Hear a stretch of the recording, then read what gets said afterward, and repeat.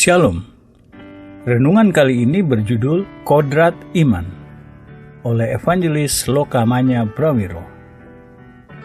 Di luar kitab suci, kata iman memiliki banyak arti yang berbeda, namun dalam pembahasan kita sekarang, dalam kitab suci ada dua ciri pasti yang membedakan iman. Pertama, iman selalu berawal langsung dari firman Allah. Kedua, selalu langsung berhubungan dengan firman Allah. Iman salah satu kata yang didefinisikan dalam Alkitab. Definisi ini ditemukan dalam Ibrani 11 ayat 1. Iman adalah dasar dari segala sesuatu yang kita harapkan dan bukti dari segala sesuatu yang tidak kita lihat. Ayat ini bisa juga diterjemahkan, iman adalah dasar atau keyakinan dari hal-hal yang kita harapkan, kepercayaan yang pasti atau keyakinan sehubungan dengan hal-hal yang tidak kelihatan. Ayat penting ini mengungkapkan berbagai fakta mengenai iman. Pertama, mengindikasikan perbedaan antara iman dan harapan. Ada dua cara membedakan iman dari harapan.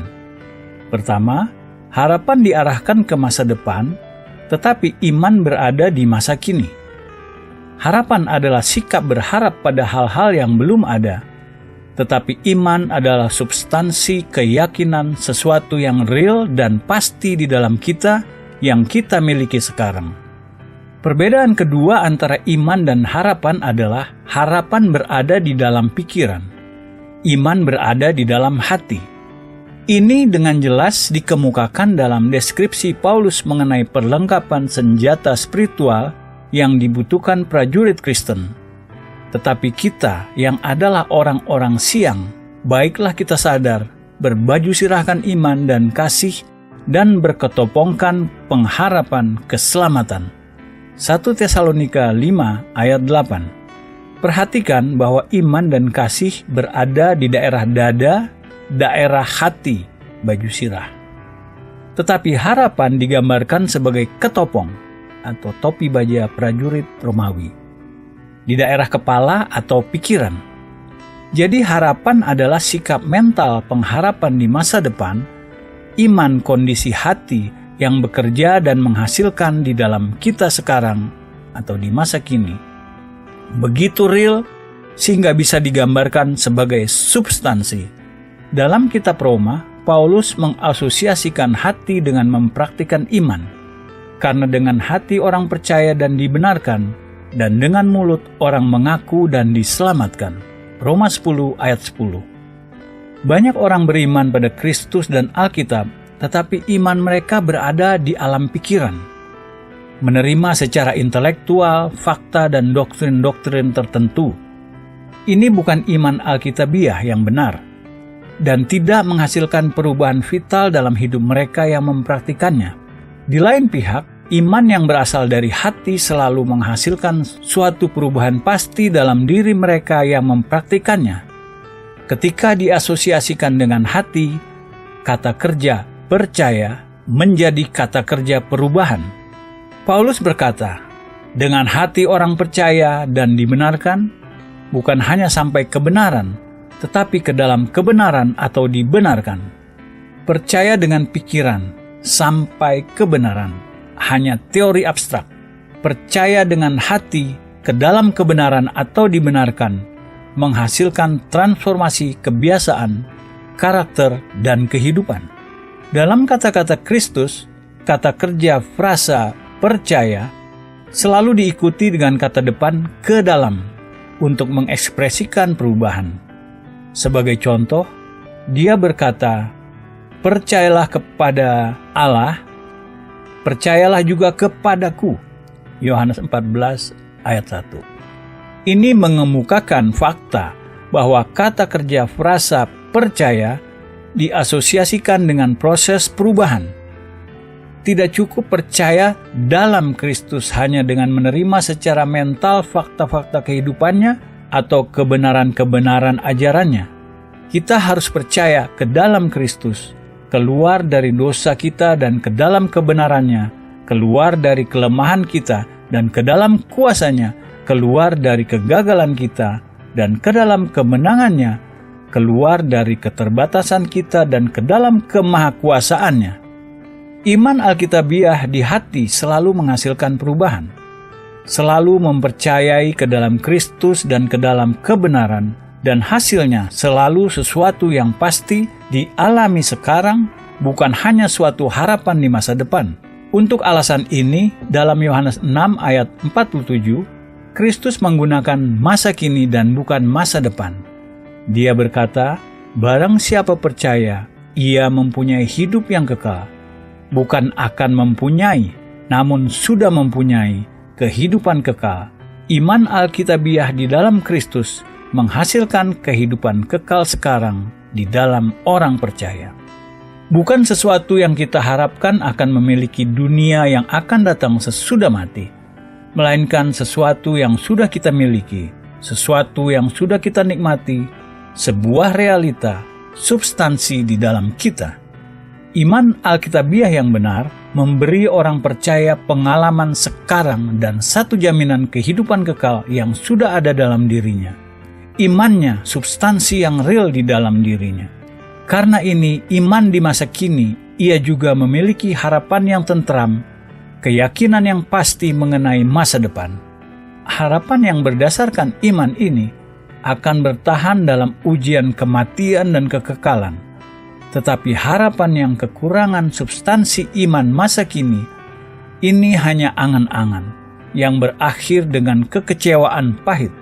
Mari kita kembali ke definisi iman dalam Ibrani 11 ayat 1 dan catat satu fakta lain mengenai iman. Iman adalah bukti dari segala sesuatu yang tidak kita lihat, atau keyakinan yang pasti mengenai hal-hal yang tidak kelihatan. Ini menunjukkan bahwa iman berhubungan dengan hal-hal yang tidak kelihatan. Iman tidak berdasarkan pada bukti panca indera fisikal kita, namun pada kebenaran-kebenaran kekal tidak kelihatan dan realita-realita yang diwahyukan melalui firman Allah.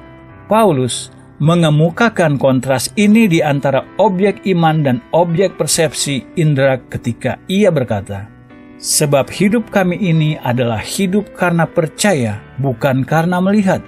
2 Korintus 5 ayat 7. Iman di sini kontras dengan melihat. Melihat dan panca indera lain berhubungan dengan objek-objek dunia fisikal. Iman berhubungan dengan kebenaran-kebenaran yang diwahyukan dalam firman Allah. Panca indera kita berhubungan dengan hal-hal material, temporer, dan berubah. Iman berhubungan dengan kebenaran-kebenaran yang diwahyukan Allah yang tidak kelihatan, kekal, dan tidak berubah. Jika kita berpikir dalam kedagingan, kita bisa menerima hanya yang panca indera kita ungkapkan pada kita.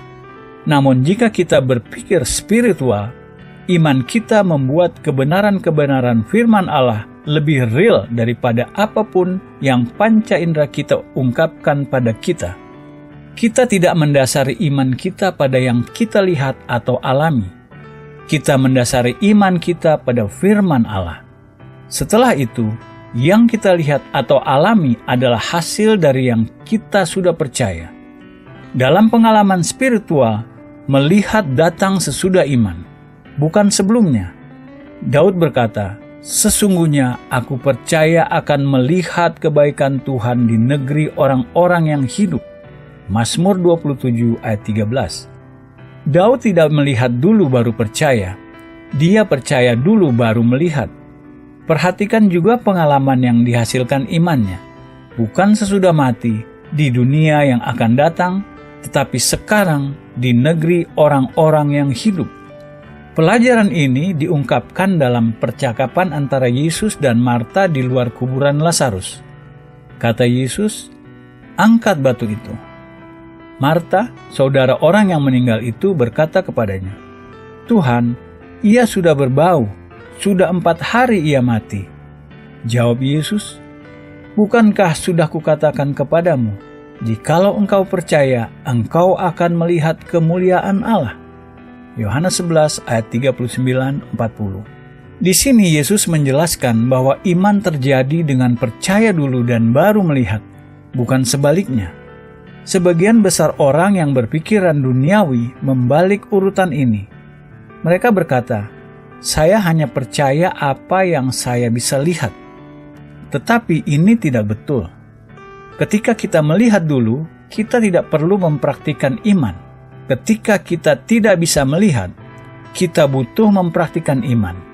Seperti Paulus berkata, iman dan melihat adalah dua kodrat yang berlawanan. Sering dalam pengalaman kita menemukan konflik yang jelas kelihatan antara bukti panca indera dan pewahyuan firman Allah. Sebagai contoh, kita mungkin melihat dan merasakan di dalam tubuh kita semua bukti penyakit fisikal. Namun Alkitab mengungkapkan bahwa Yesus yang memikul kelemahan kita dan menanggung penyakit kita. Matius 8 ayat 17. Dan oleh bilur-bilurnya kamu telah sembuh. 1 Petrus 2 ayat 24. Di sini kita melihat konflik yang jelas. Panca indera kita mengatakan pada kita, kita sakit. Alkitab mengatakan pada kita, kita disembuhkan. Konflik ini antara kesaksian panca indera kita dan kesaksian firman Allah mengkonfrontasi kita sebagai orang percaya dengan kemungkinan dua alternatif reaksi. Di lain pihak, kita mungkin menerima kesaksian panca indera kita dan menerima penyakit fisikal kita. Dengan cara ini, kita menjadi budak pikiran duniawi kita. Di lain pihak, kita mungkin berpegang teguh pada kesaksian firman Allah bahwa kita disembuhkan. Jika kita melakukan ini dengan iman aktif, tulus, kesaksian panca indera kita akan pada waktunya dibawa sejalan dengan kesaksian firman Allah, dan maka kita akan bisa mengatakan kita disembuhkan bukan hanya berdasarkan iman pada firman Allah, tetapi juga berdasarkan pengalaman fisikal sesungguhnya dan kesaksian panca indera kita.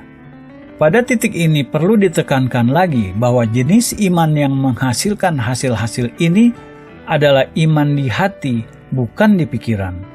Kita harus mengenal bahwa hanya menerima secara mental pernyataan-pernyataan Alkitab mengenai kesembuhan dan kesehatan, kekurangan kuasa membuat nyata dalam pengalaman fisikal kita.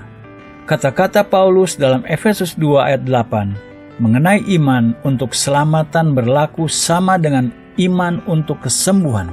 Maka kita boleh berkata, sebab karena kasih karunia kamu diselamatkan atau disembuhkan oleh iman.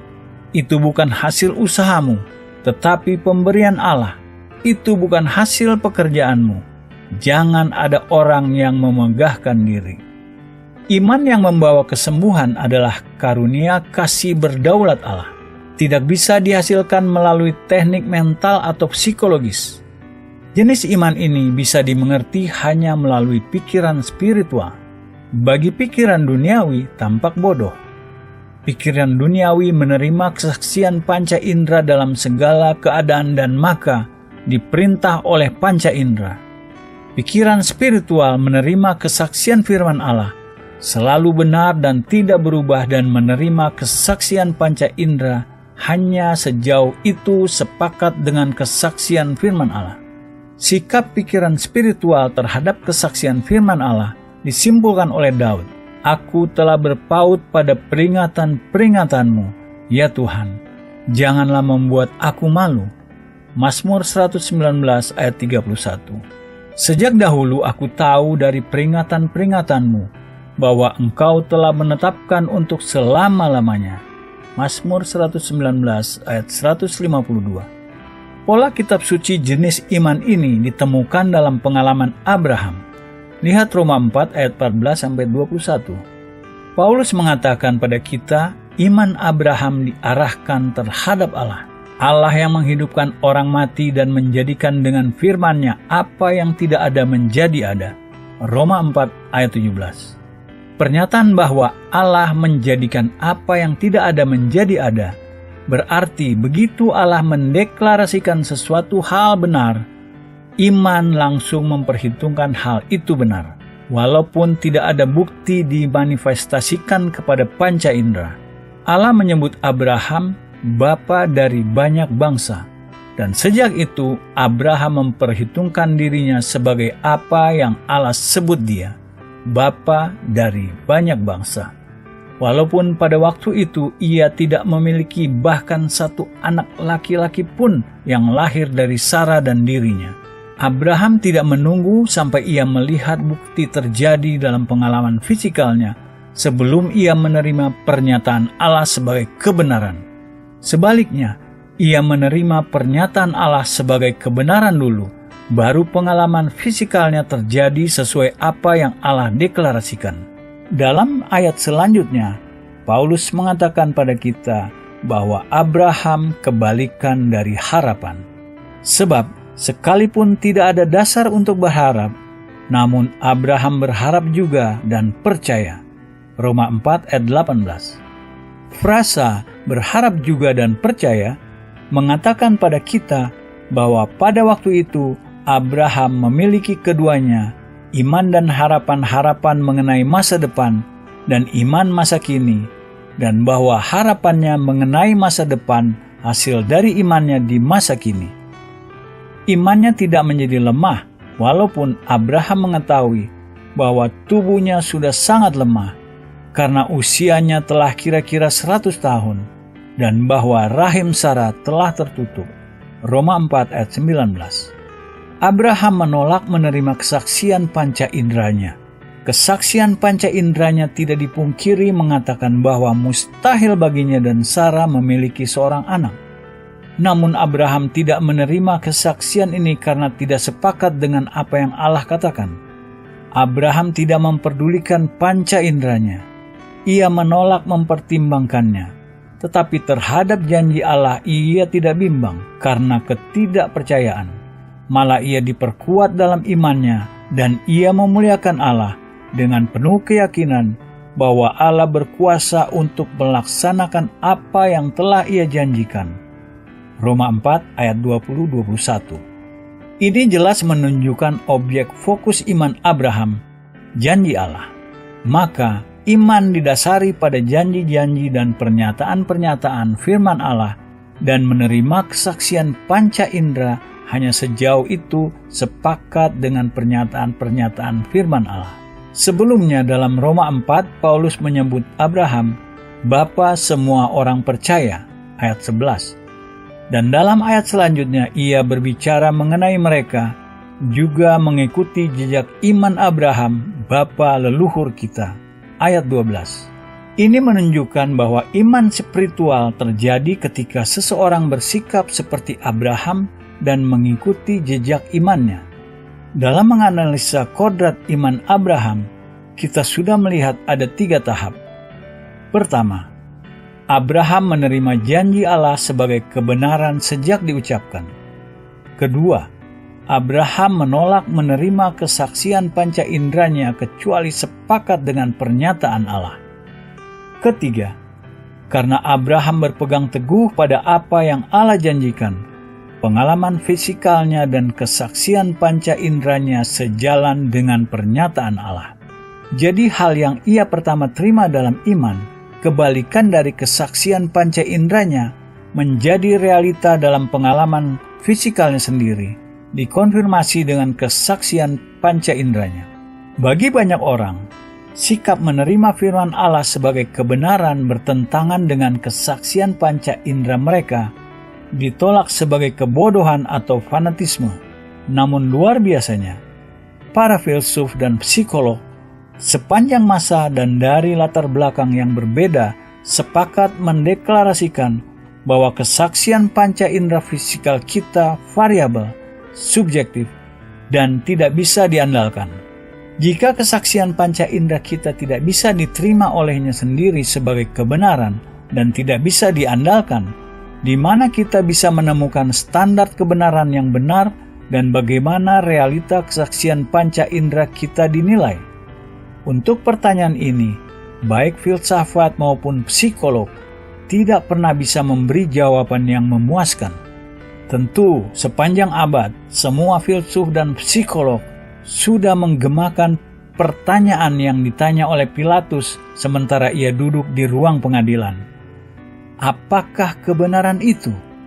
Yohanes 18 ayat 38. Bagi orang Kristen percaya, jawabannya ditemukan dalam kata-kata Kristus kepada Bapanya firman-Mu adalah kebenaran.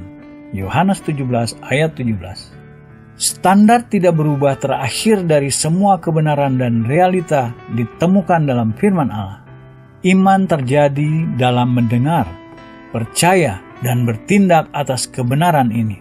Dalam mempertimbangkan hubungan antara iman dan panca indera fisikal kita, perlu membuat perbedaan jelas antara iman Alkitabiah yang benar di satu pihak dan pengajaran-pengajaran seperti kekuatan pikiran, mind over matter, atau Christian Science, suatu penggunaan nama Kristen yang salah, di pihak lain. Dua perbedaan utamanya sebagai berikut. Pertama, pengajaran-pengajaran seperti kekuatan pikiran, mind over matter, atau Christian Science memiliki tendensi membesar-besarkan dan meninggikan elemen murni manusia, seperti pikiran manusia atau akal, reason, atau tekad, willpower. Jadi pengajaran-pengajaran ini pada intinya berpusat pada manusia, man-center. Di lain pihak, iman Alkitabiah yang benar pada intinya berpusat pada Allah, God-center. Merendahkan semua yang berasal dari manusia dan hanya meninggikan Allah dan kebenaran dan kuasa Allah. Kedua pengajaran-pengajaran seperti kekuatan pikiran, mind over matter, atau Christian Science tidak memiliki dasar firman Allah.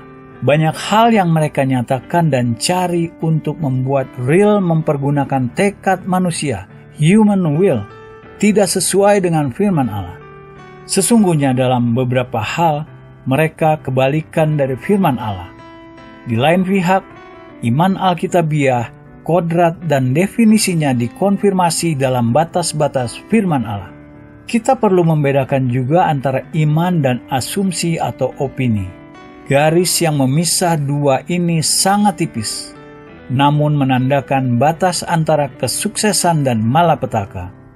Asumsi atau opini terdiri dari elemen memegahkan diri dan arogansi manusia, menonjolkan kehendak manusia, walau dibungkus dalam bahasa spiritual. Iman di lain pihak secara total bergantung pada Allah dan bekerjanya selalu memuliakan Allah, tidak pernah mengambil alih inisiatif dari Allah. Kita kembali ke kata-kata Paulus. Iman bukan hasil usahamu, tetapi pemberian Allah. Itu bukan hasil pekerjaanmu. Jangan ada orang yang memegahkan diri. Efesus 2 ayat 8 dan 9. Disimpulkan oleh Yohanes Pembaptis, tidak ada seorang pun yang dapat mengambil sesuatu bagi dirinya kalau tidak dikaruniakan kepadanya dari sorga. Yohanes 3 ayat 27. Dinyatakan sangat sederhana. Iman menerima, sedangkan asumsi atau opini merebut. Kita sekarang sampai pada ciri penting lainnya dari iman Alkitabiah. Kita sudah membahas kata-kata Paulus dalam setengah bagian pertama dari Roma 10 ayat 10. Karena dengan hati orang percaya dan dibenarkan. Dalam setengah bagian kedua ayat ini, Paulus menambahkan, dan dengan mulut orang mengaku dan diselamatkan. Paulus di sini mengemukakan hubungan langsung antara iman dalam hati dan pengakuan dengan mulut. Hubungan antara hati dan mulut adalah salah satu prinsip dasar kitab suci. Kristus sendiri berkata, karena yang diucapkan mulut meluap dari hati. Kita bisa mengekspresikan ini dalam frasa modern dengan berkata, ketika hati penuh, mengalir melalui mulut. Karenanya, ketika hati kita penuh iman dalam Kristus, iman ini akan mencari ekspresinya yang benar ketika kita mengakui Kristus secara terbuka dengan mulut kita. Iman yang diam tanpa pengakuan terbuka adalah iman yang tidak lengkap, yang tidak akan membawa hasil-hasil dan berkat-berkat yang kita inginkan. Paulus mengacu pada hubungan antara percaya dan berbicara ketika ia berkata, namun karena kami memiliki roh iman yang sama, seperti ada tertulis, aku percaya, sebab itu aku berkata-kata. Maka kami juga percaya, dan sebab itu kami juga berkata-kata. 2 Korintus 4 ayat 13. Catat hubungan logis yang diindikasikan dengan kata sebab itu. Kita juga percaya dan sebab itu kami juga berkata-kata. Paulus di sini berbicara mengenai roh iman. Hanya iman intelektual di pikiran mungkin diam, tetapi iman spiritual, iman di dalam roh dan hati manusia harus berkata-kata. Harus diekspresikan dalam hubungan dengan mulut. Sebenarnya kebenaran ini mengikuti secara logika arti kata pengakuan. Kata dalam bahasa Inggris pengakuan seperti kata Yunani homologia, yang mana terjemahannya berarti mengatakan sama dengan. Jadi, pengakuan bagi orang-orang Kristen berarti kita mengatakan hal yang sama dengan mulut kita, seperti Allah sendiri berkata dalam firman-Nya. Atau lebih singkat, kata-kata mulut kita sepakat dengan firman Allah. Jadi, pengakuan dalam hal ini adalah ekspresi alamiah dari iman di hati. Kita percaya dalam hati kita apa yang Allah katakan dalam firman-Nya. Ini iman. Setelah itu kita secara alamiah berkata sama dengan mulut kita seperti kita percaya dalam hati kita. Ini pengakuan. Iman dan pengakuan berpusat pada satu dan hal yang sama, kebenaran firman Allah. Ada pewahyuan Kristus dalam Ibrani yang lebih jauh menekankan pentingnya pengakuan sehubungan dengan iman. Kristus disebut imam besar yang kita akui. Ibrani 13 ayat 1. Ini berarti Kristus di surga melayani sebagai pembela dan perwakilan dalam hal setiap kebenaran firman Allah yang kita akui di bumi dengan mulut kita. Tetapi kapanpun kita gagal mengakui iman kita di bumi, kita tidak memberi Kristus kesempatan untuk bertindak mewakili kita di surga. Dengan menutup mulut kita di bumi, kita juga menutup mulut pembela kita di surga. Pelayanan imam tinggi Kristus mewakili kita di surga ditentukan oleh pengakuan kita di bumi. Apa lalu ciri-ciri iman seperti didefinisikan dan digambarkan dalam Alkitab? Pertama, iman Alkitabiah adalah kondisi hati, bukan pikiran. Kedua, di masa kini bukan di masa depan. Ketiga, menghasilkan perubahan positif dalam perilaku dan pengalaman kita. Keempat, berdasarkan hanya pada firman Allah dan menerima kesaksian panca indera hanya sejauh itu sepakat dengan kesaksian firman Allah. Kelima, diekspresikan melalui pengakuan dengan mulut. Amin.